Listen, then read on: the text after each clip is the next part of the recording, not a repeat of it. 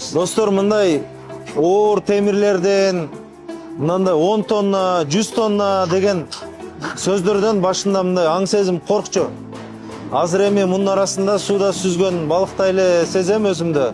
Негизи темир лист кезинде, рулон кезинде болгону 1 килограммдын баасы $1 болот. Бирок эгер аны мындай труба кылып жасаса, буга дагы бир 15-20 цент кошулат. А эгер муну сразу мынтип өзүнүн тешиктери менен жасаса, анда буга дагы 15-20 цент кошулат. Анан муну боесо, бириктирсе, топтосо, упаковкага салса, орто эсепте килограммы $3 чейин көтөрүлөт. Анан эми бул темир, буга маани бериш керек.